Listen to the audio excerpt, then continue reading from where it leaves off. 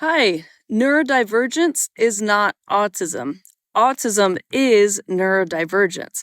Hi, I'm Kristina-bravo, licensed marriage and family therapist and community psychologist in private practice. I do therapy, autism evaluations, both formal and informal, and consultations for clinicians. I also have a blog on my website in combination with the Ecologies of Autism channel here, and there are blogs on autism evaluations and dialectical behavioral therapy. So, Judy Singer in the late 1990s in Australia coined the term neurodivergence in her thesis. Based on her definition and some of the collective definitions currently of autism and neurodivergence, yes, autism is neurodivergence.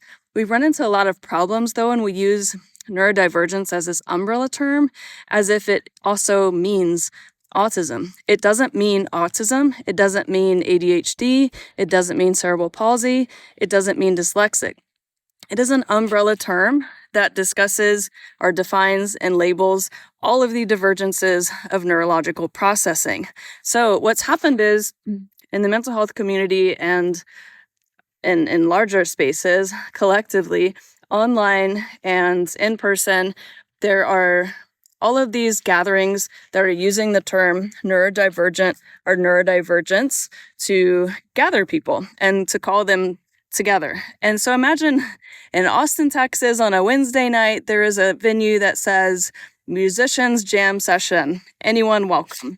And what you end up having is a handful of heavy metal musicians, a handful of folks from a local orchestra that play classics. You might have an alt country folks, you might have some blues and jazz people, you might have some avant-garde musicians, all kinds of things. And while this doesn't necessarily have to be a problem, it becomes a problem when those folks were looking to show up and have some kind of understanding amongst maybe their people in essence, right? And that doesn't happen. So what happens is the call to action here is that we need to be careful about how we label spaces. If we label them neurodivergent, what does that mean? Who are we referring to? Is that cerebral palsy people? Is it nonverbal people? Is it people with dyslexia?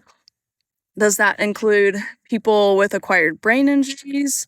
It could mean so many things. So we also need to add some specificity there so that people don't show up to a space as an autistic, for example, thinking that they'll be welcome or be understood or be able to have some kind of camaraderie with people that are like them and process the world like them. And they show up and nobody understands them and they don't understand others. All right, thanks. Be good, do good, and stay tuned.